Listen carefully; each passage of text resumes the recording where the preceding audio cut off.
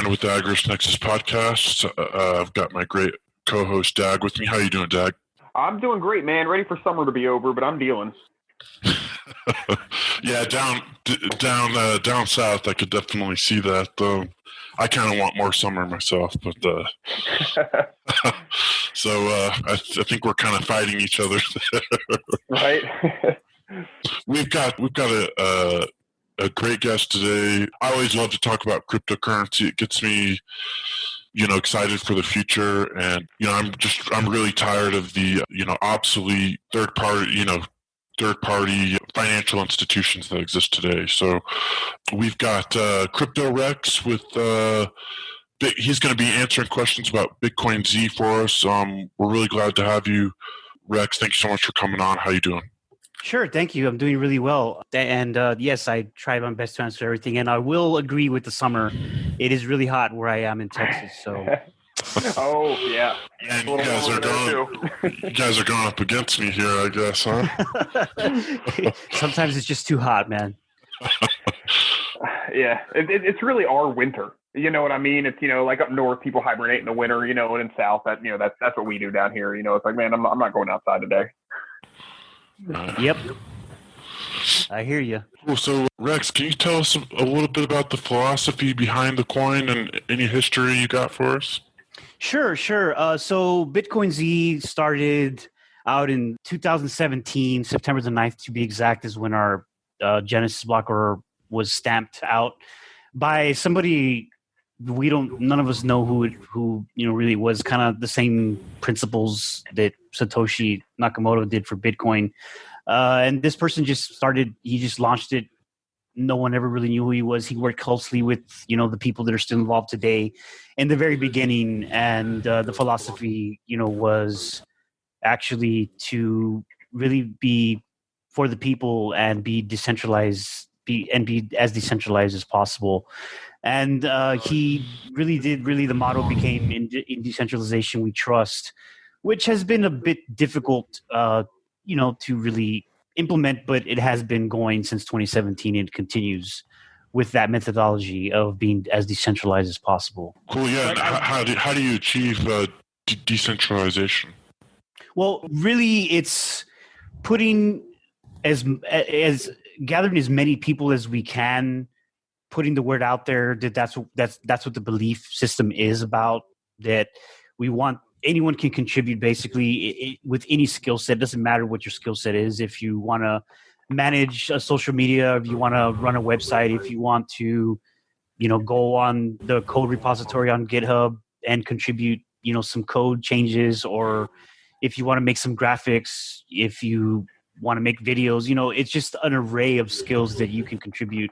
And it's as if you're volunteering it, and you don't necessarily you can't expect payment, but you can get some compensation in some way. And that's really our philosophy going. It has been since the beginning. Contribute what you can. Nobody works, no one likes to necessarily work for free, obviously, but the community recognizes people based on what they put in, and we have certain mechanisms in place that you could get compensation from.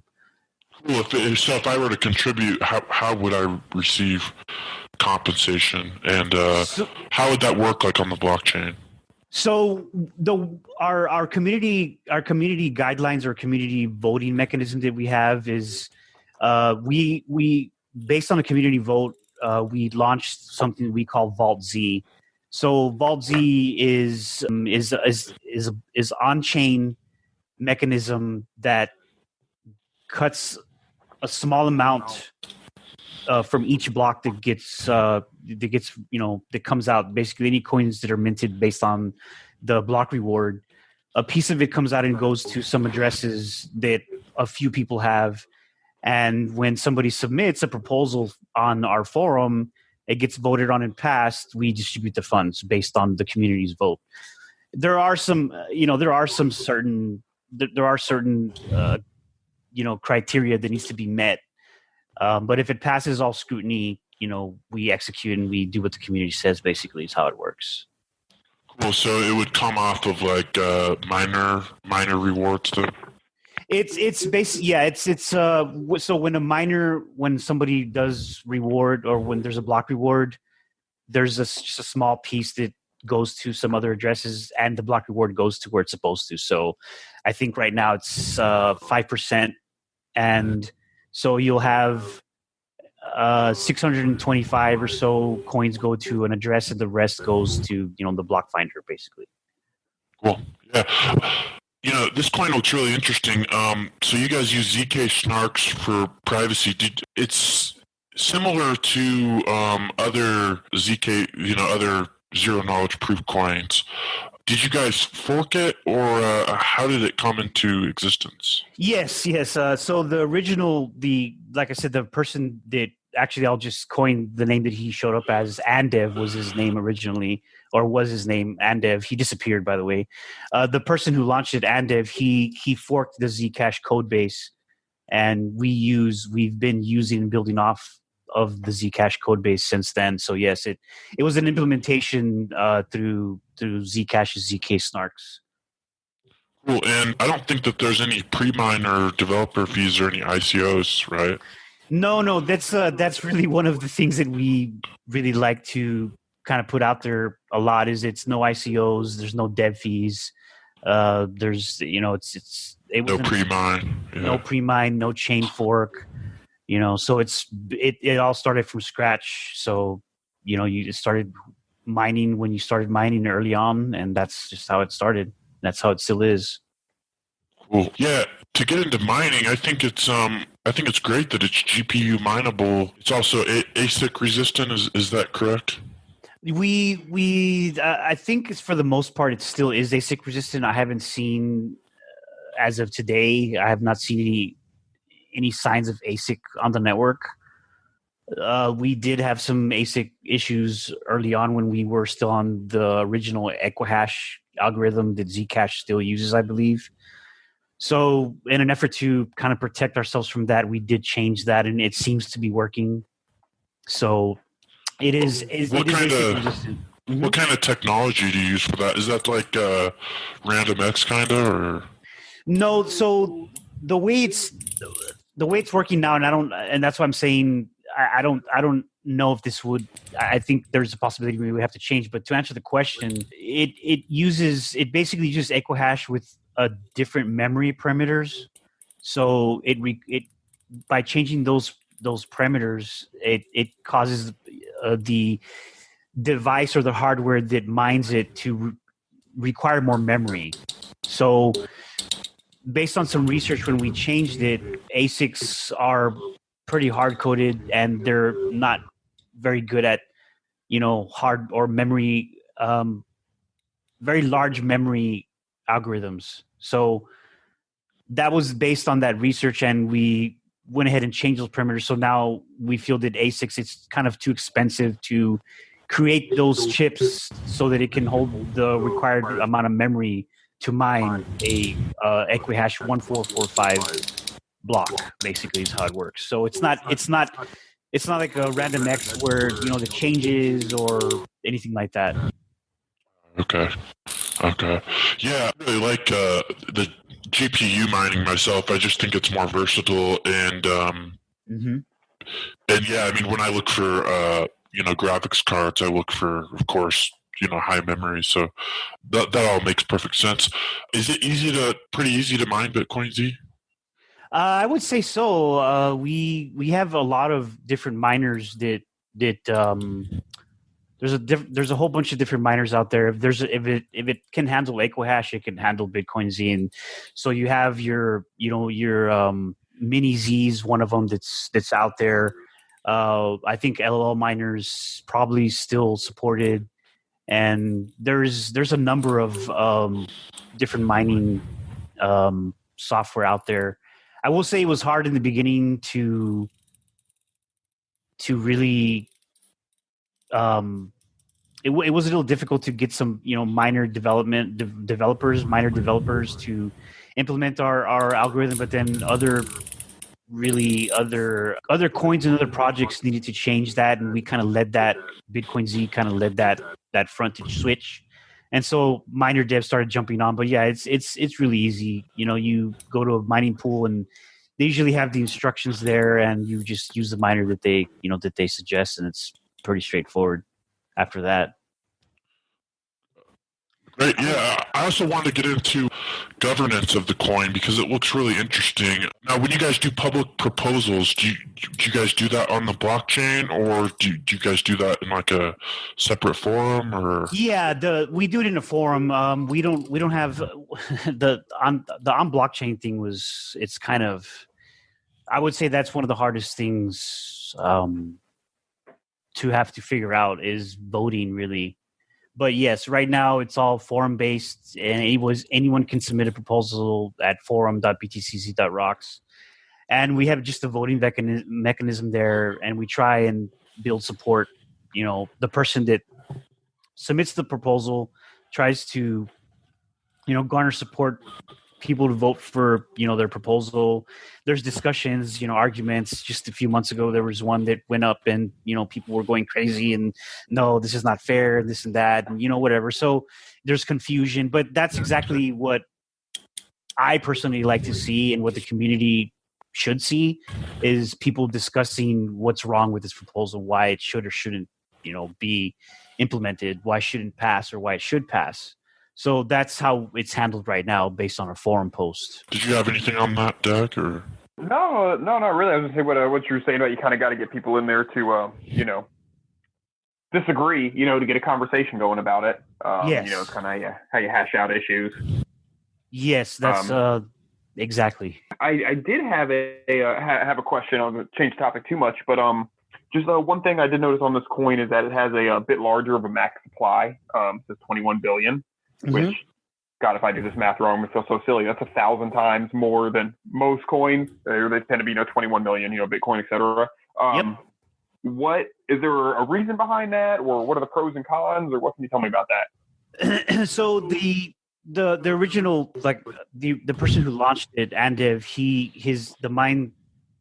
what he envisioned was that eventually there's going to be such large adoption that people would not be able to really afford enough coins to be able to transact the way they're supposed to, or if they haven't mined it early on and they weren't part of the early adopters, that they wouldn't be able to get their hands on enough to, be able to be part of the BitcoinZ ecosystem. So that was the reason why it has such a high coin supply. And you're correct. There's 21 billion, and there isn't very many coins, although there are some that have 21 billion, and they're still alive and kicking, and they're doing well.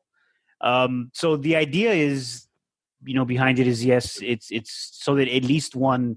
I think the original quote was so at least everyone can own, or so that everyone can own at least one coin. So that's really where that philosophy was born, and it remains that way. Now you ask about the cons. Yeah, I mean, early on there's cons, as you can see.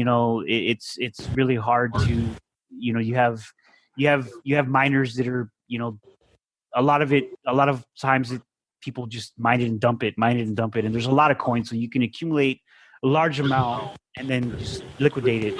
And so that is a problem early on, but we did visit it through the community voting mechanism to change that, and they agreed that we have to stick with, regardless of what happens, we have to stick with what the original vision of the coin was. We have some core values, and it should stay that way. So far that hasn't been defeated and that hasn't been changed. But yeah, the con is that there's a lot of coins in circulation.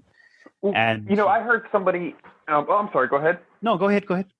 I was just going to say, I can't remember who it was, but I heard somebody on a podcast once talking about Bitcoin. There's 21 million, and they're like, that one of the issues that might come up is, let's just say, for instance, just for argument's sake, that a coin that's 21 million becomes the most used, the standard, let's say, worldwide. That's not enough for every person on Earth to own, right, very much even a single coin. Now, of course, it does break down into decimals, so what really is a single unit? Yes. What does that matter? But it is interesting because let's say you want to buy, let's something like that is like the worldwide standard currency, and you want to buy a gumball.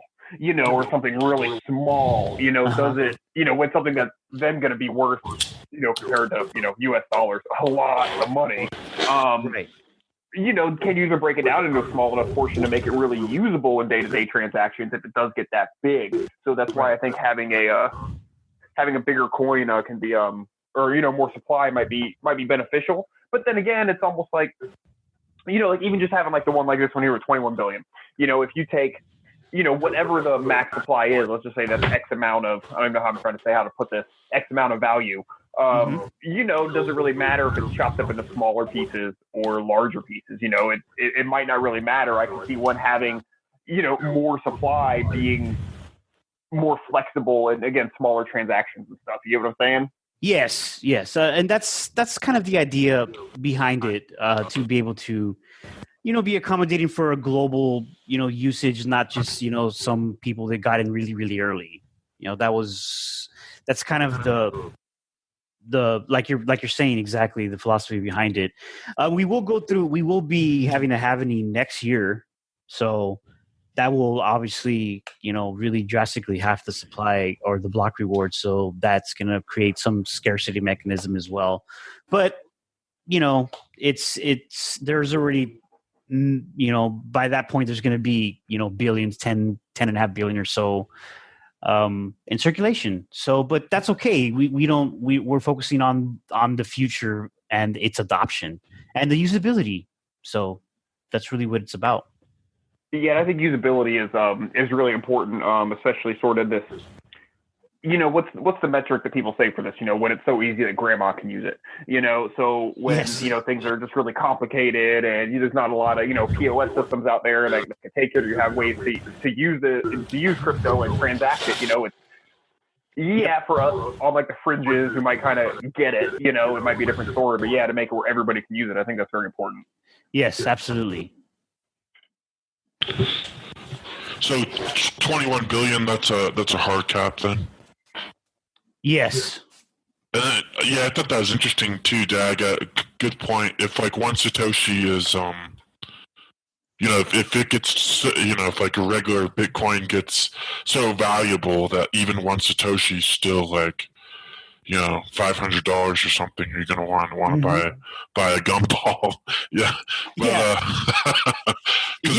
because I kind of see that, like, maybe since there are only 21 million of them, it could get to the point where one Satoshi is actually so valuable that you don't want to buy, that you can't even buy or break it down anymore, and you wouldn't want to buy something really small. So right. So like it's you have like the whole pie, so I guess however if you just chop it up into smaller pieces, as long that whole pie is the same size, it's it might just be easier to use. Or when I was a kid, I was in kindergarten, and kid in the lunchroom, he'd get his cookie every day and he'd break it into a lot of pieces. And I was like, why are you doing that? And he's like, well, because then you have more. And I'm like, you don't have more. Like, it's the same amount. And it drove me nuts because I couldn't explain to this kid, it's the same amount of cookie, but I guess it's that same kind of thing. And no matter what, you have the same amount. Just, if you have smaller pieces or bigger pieces, it might affect usability. That's interesting. That's a very interesting way to put that. Yes, exactly. You still have the same amount of pie, basically, or cookie, the way you're saying. Yeah. Wow. I'm going to use that. I can't believe I just remembered that. Like, that's seriously so long ago. Conversations trigger interesting memories, and interesting concepts. So that's what's good about conversation. Yeah, true. So with BitcoinZ, what makes you guys stand out? What makes you guys stand out from these other, zero knowledge proof, zero Zcash snark coins? I think really the biggest and the most valuable characteristic of BitcoinZ is the power of community, which is what has been what we've always been about. It's made it hard. It's made it hard to grow fast. It's made it a little bit, there's been a lot of friction, but you have people that out of nowhere, because of the philosophy and understanding of the way Bitcoin works and the community approach, they jump in and all of a sudden we're on a wallet that we never even heard about, or a POS system, or some plugin author is integrating our coin, or there's just somebody. We had a guy that out of nowhere just started creating a Linux-based operating system called Zcash OS. I think he named it. And so it was just people. That is really a strong aspect, of the way the coin operates, because out of nowhere we'll get somebody to build within the ecosystem and provide our services, and then we're in a wallet somewhere, or we're in a point of sale system, or or we're in a payment gateway. So I think that inviting characteristic has really helped us. Of course, like I said, it's made it a little slow, because it's not like we have, people on salary, or, dev payout, devs getting paid out. It doesn't work like that. So I think that has been pretty, it has really helped us a lot for that kind of thing, to happen, so that we can progress. And so that not one person is handling, or a group of people is handling the ecosystem on their own, So I think that's the strongest point of it all. It's not a payroll. It's a contribution, is what it is. Yeah, and even if somebody magically disappears or something, the entire ecosystem is intact. That's cool. Yeah, absolutely. I guess my next question is, what's your development team look like? We have I would say, if I had to actually count them, maybe 5 different devs, but they're not specifically blockchain devs. Like, particularly me, I'm not necessarily a blockchain dev. I can debug and troubleshoot, and I know JavaScript, PHP, Python, and I can maneuver my way around anything that needs to happen. But then you have some people that are C++ guys, or someone that's really knows Rust, or knows some other aspect of it, or actually knows the way blockchain works, or or is as close to a cryptographer as you can be. But we have a mix of those kinds of people that kind of are behind the scenes, working and maintaining and making sure that everything's good. So and that comes and goes, that fluctuates. I think honestly, there could be 10 and I don't even know, because we kind of operate in pods. We kind of operate, you won't necessarily see a dev working, and then all of a sudden, like I said, you have a new piece of whatever you want to call a software that they launched and we didn't even know about, so it's really about not really so much of a one team does it all, but I would say, there's about 5 to 10 people active that are kind of just, doing what they do. Yeah, cool. Is there any projects or anything that you're working on right now? Is there any cool features coming up or anything? I have. I'm not sure. I'm not really sure. I can say one thing. One thing that one of the dev teams has been talking about is really upgrading us to latest Zcash core. And alongside that, we do want to carefully try and see if we can do the whole, wrapping of the coin into the Ethereum blockchain, but we're not really sure how that would go. But it's more about upgrading our network and being able to have assets on the network. So that's one of the things that the team is doing. As a matter of fact, though, there will be a meeting, a community dev meeting, September the 12th, and there's a lot on the agenda. Cool. So, yep. Mm-hmm. Go ahead. Yeah, go ahead. Sorry. No, I was just gonna elaborate on that. Just that meeting should kind of really list out a whole bunch of things that we have kind of on the hot plate, I guess, so to speak. Yeah, and I guess there's some things that you can't share with us today. But yeah, looks interesting. Dag, it sounded like you wanted to ask something. Yeah, I just wanted to remark on how obviously we interview lots of cryptos on here, and just the way that things are so like decentralized like this. Like, you guys are able to like Rex is here saying, like, oh, I'm not even sure how many people may or may not be, working on this stuff. And it's just like, it's just so incredible that we could have things this organized yet so decentralized. I mean, the guy who created it doesn't exist anymore, and all this can come together. Like I talk to people all the time who like they think that we need a top down, for the world to work.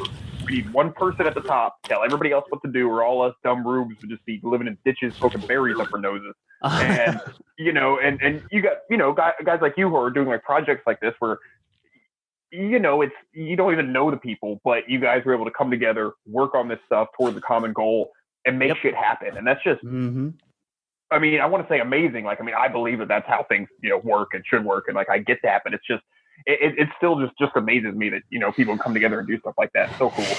It is, and it's hard though. I mean, I will say it's been hard. I mean, I've been I'm the veteran member. Just because I've, decided to stick around because I believe in it. I believe in the way it works. And I also believe that it's not easy. And I believe that it's something like this is very difficult to accomplish. But it seems like every month, comes by, and months go by and something new amazes me about that concept where I see somebody submitted an application to get on, XYZ site or XYZ platform. And, I don't even like, I have nothing to do with it. You know what I mean? It just happens on its own, and I don't need to know anything about it. So what? I'm the veteran guy. Who cares? I could get hit by a bus, and there's going to be a guy that still submits an application to go here and go there, and so it has been hard though. I will admit it. It has been hard, but it has been rewarding. That's the thing. Like anything that's difficult is usually rewarding, and it has been rewarding. So it can survive. And we don't need a top down, which is what we had.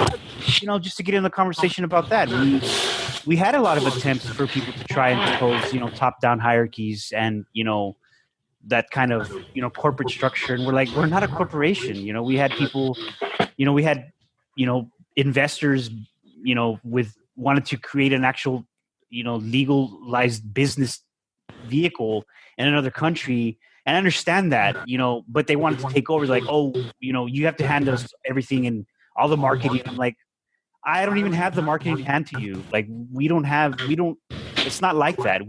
We can't just say, oh, okay, here's all the logins to everything, it's all yours. No, it doesn't work like that. There's people that market it themselves, so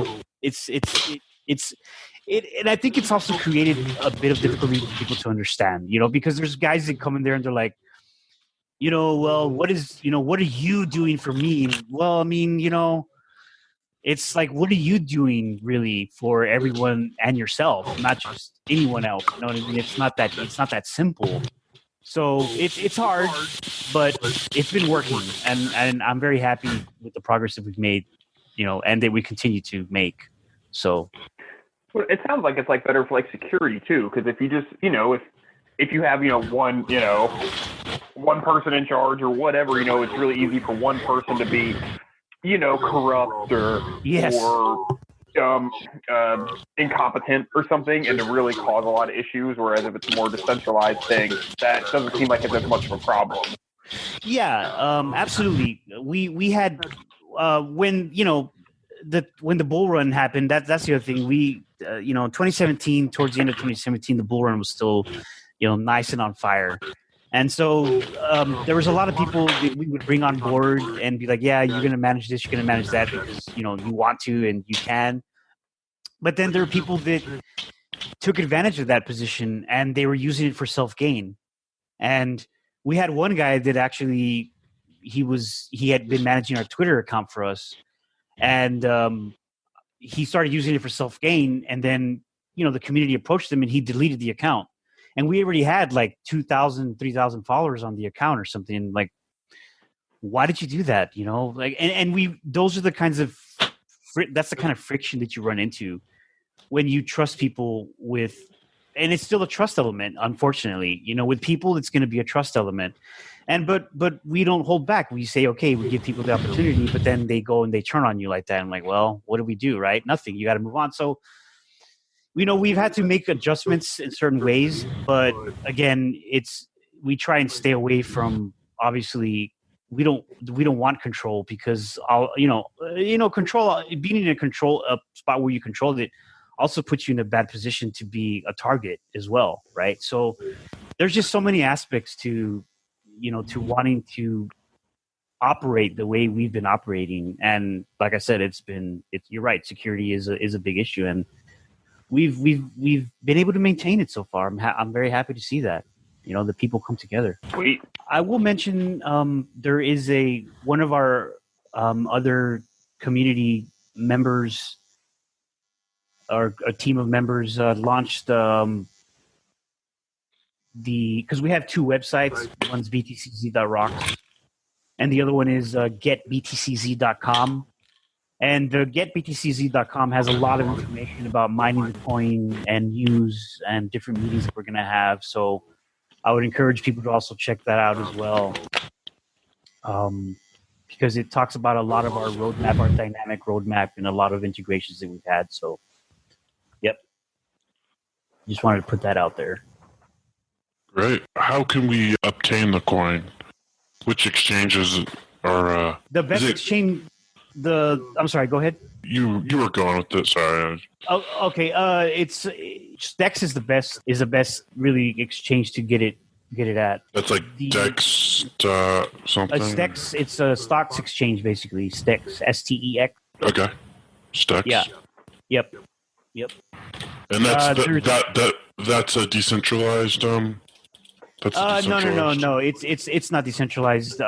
It's a centralized exchange, unfortunately. Is there a decentralized exchange that you guys are on? As of now, there isn't. We were going to get on one, and they pulled out of the market, and that was obviously CryptoBridge. But we're very close to getting on there, and we're glad we didn't make that payment. Because, but no, we're not. Unfortunately, currently, we're not on a decentralized exchange at the moment. Sad to hear on that front. It is, yeah. Mm-hmm. Yeah, with being a privacy coin, you guys should definitely. I agree. Being able to take KYC out of it. Yeah, that's the whole point. That is, that's the point of it. Absolutely, yep. Yeah, those exchanges are nice, but also the different swap. Different swaps are kind of nice too, because I found some coins that it's like, the exchange can be a pain, but they're on a swap. So you can just swap it for whatever, and that's kind of easy. Yeah. The interesting thing about the swaps as well is they need to be on a really, really high liquid exchange as well, because it uses the exchange anyway. From what I understand, unless it changed, I don't know if that technology changed, but the swapper will just go out to the exchange and through its API, basically just conduct the swap and handle all of the sending and receiving and all that stuff. And I don't know 100%, but I can send you a list of exchanges that seem to be really, really cheap and easy to get on, that are decentralized if you're interested. Yeah, please. Yeah, definitely. That would definitely help a lot. Yes. Cool. Yeah, I'll definitely send you that. I don't know if I'll get block rewards or anything, but maybe. But, right. So trying to think of other questions to ask here. Where can we get your wallet? Is there a good wallet, that good BitcoinZ wallet? Let me see here. Where is this? I want to try and refer you to this website to see if they wallet option. Yeah, I was poking around on there a little bit earlier, and it just felt like we even had options for cold wallets and stuff. But I don't know, I'm trying to got 4 devices here with all my websites pulled up. If you go to, there's a whole bunch of different wallets. There's ZelCore is one of them. We're in the Zel ecosystem, or their wallet. It's been a while since we do actually have one on Android, on the Android as well. We have Coinomi as well. I don't know if you probably use Coinomi as well.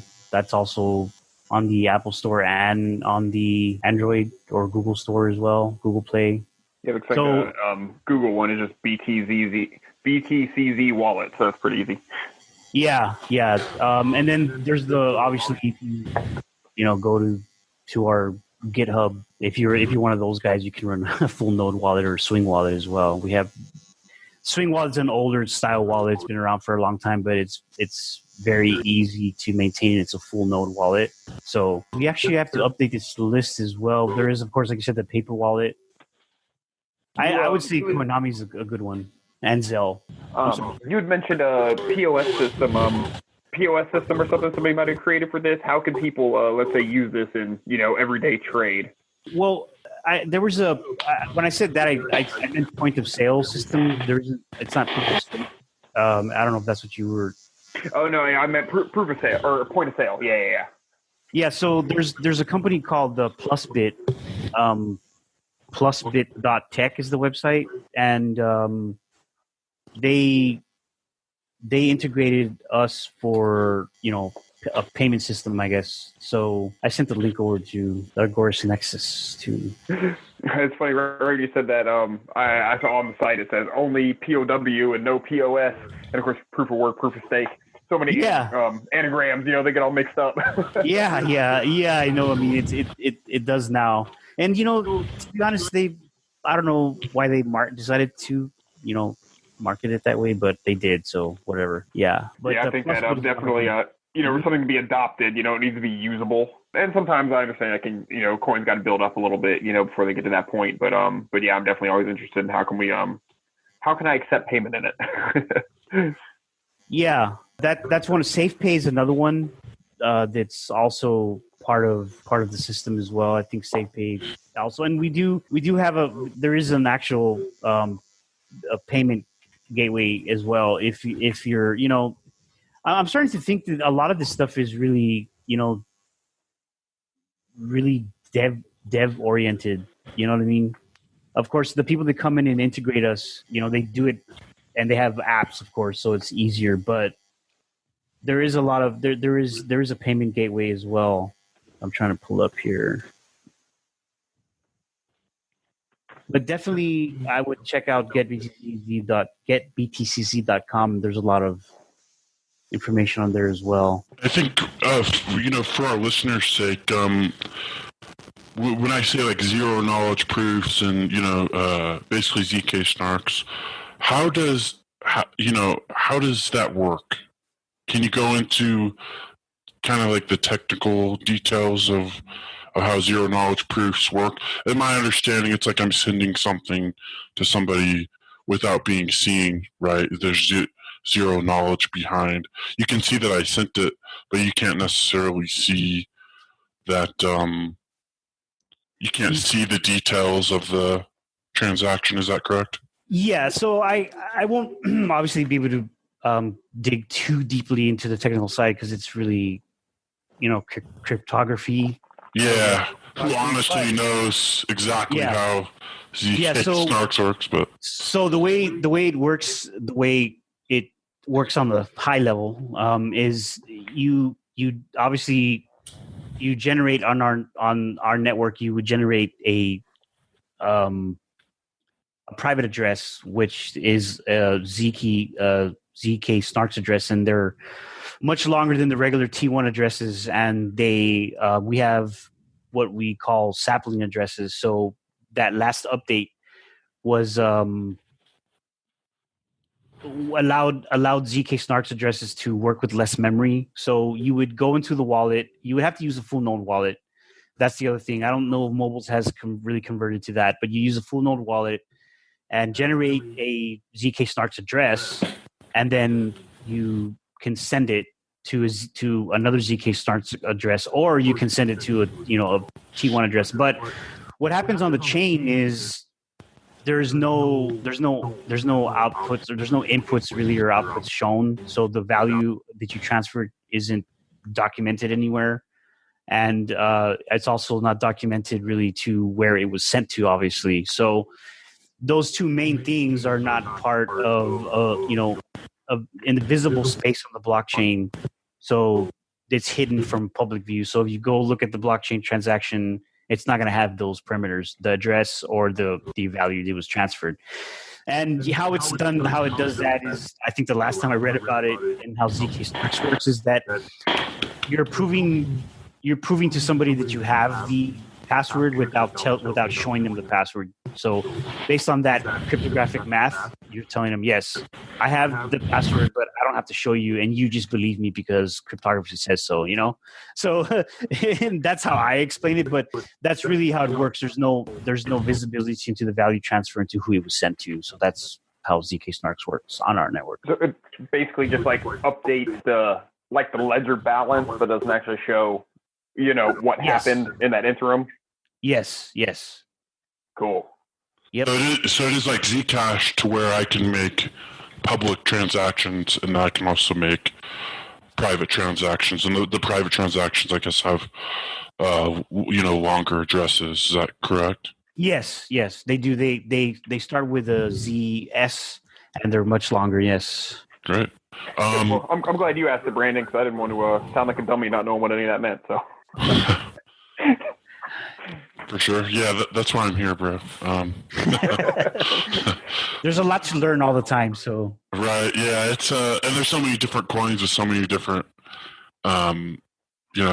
technical stuff going on. It's a very crazy and evolving space, but that's why I love it.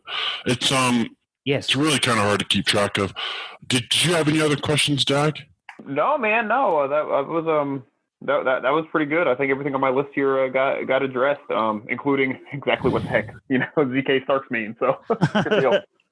Yeah, you'd have to ask it's really interesting, but I really wish I understood it. But yeah, and I mean, you can dig into the way not even the math, but just the higher, even a little bit more in depth into what I do, and it's really interesting, or to what I explained. Sorry, but it's really interesting the way it works.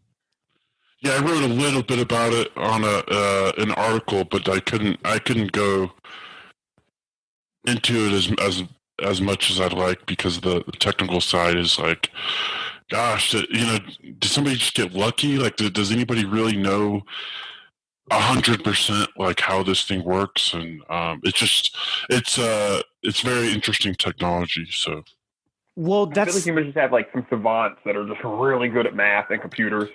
And that's what I go off of. Yeah. The other thing is that it's it's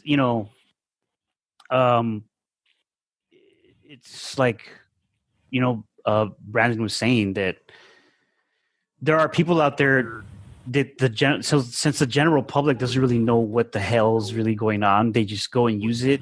It could be like a 2 + 2, and it's like everyone's like, wow, but they don't know that the cryptography is really 2 + 2. Of course, it's not that simple, but we don't understand it. So, it doesn't matter at the end of the day. We just use it. So, and that's how it works. We don't really understand it. And it could just be, something that really isn't really that secure. I mean, I'm not saying it's not. I'm just saying I've thought about this before and thinking that it's maybe not. It's just something that people use and believe in it, and it's really even not that secure. But why can't we? Why can't we figure that out? Well, because we don't. We look at the math behind it, and we just we look at it for 2 seconds. We're like, never mind. I don't care. So you just look the other way. Well, the thing too is like, do you really have to know how it works to use it? I mean, I don't really think very many people know how their email actually works. It's like, yeah, absolutely. It's like we get all these silly questions like, being crypto enthusiasts, like, well, how does it work? Like, I'm not sure I want. Well, I'm like, well, do you know how your email works? A lot of people don't know how their car works, and they're risking their life every day driving in it. So it's and even more pertinent, like analogy is like, well, they don't understand how our paper money works. They don't understand what the Federal Reserve is. So for them to not trust crypto, it's like, well, do you even know what you have in your wallet? Do you know what that is? Do you know how that works? I mean, and most people don't. Like I said, you don't have to necessarily know how your car works. And one thing I like is like, you don't have to be a soil biologist to have a green thumb. And in fact, a lot of soil biologists can't grow a plant to save their life. They might be overthinking it. So, but some people, they just get into it and they just feel they just do it. And I mean, just even just the everyday, for not to sound too, hippy dippy, but the everyday miracles you see around you, like, the beauty of a sunrise, or again, just how a plant grows, or how the cells within you are dividing as we speak, but it happens and life goes on. So. Yep. Yeah, that's true. And I think that's how, I think that's the same approach and concept that the crypto community as a whole, just not particular, but everybody obviously tries to onboard the masses. And the way you're going to onboard the masses really is try and, make it as simple as an iPhone app or an Android app. And that's what's happening. So it's going to continue to happen that way. And those people that don't know how their email works and they don't really need to know, well, they can use crypto. And you're right. The Federal Reserve, they really don't know what's really backing it. They don't really know that they print millions and millions and millions and millions and millions of dollars. And, no one blinks an eye. But you know what? It's coming though. That's my opinion. But I think that, it's just the value of it is going. So I think the biggest thing, really to sum up the way the project, works and the way crypto works in general is that, yeah, we should have the ability to transact with each other freely without any interruption and have no real trust issue. Peer to peer is the way to do it. We're going to transfer value. We should be able to transfer value without anybody controlling that. So, yeah, does anybody really have the right to if I want to buy something and you want to sell something and we want to exchange whatever with each other, does the third party have does a third party have a right to come in and say, well, partially is part of that is mine, just because I'm trying to build something or something. It's like, well, yep, I don't see it that way, but absolutely. Yeah, and I really like your perspective. We've got the same perspective on the Federal Reserve and money as well. So, yep. I always say this time and time again that one day we don't know when it is, but one day the dollar will unfortunately have some kind of hyperinflationary event, and it won't be, I'm not looking forward to. I don't want it to happen. It's going to hurt a lot of people. Yes. But, the best thing that we can do is really just try to protect ourselves, and I think crypto gives us that that ability to do that. So agreed. You hit it on the nail on the head, as they say, because I don't say that I want it to happen, because it will, a collapse of a currency is not good for, it's really just not good in general.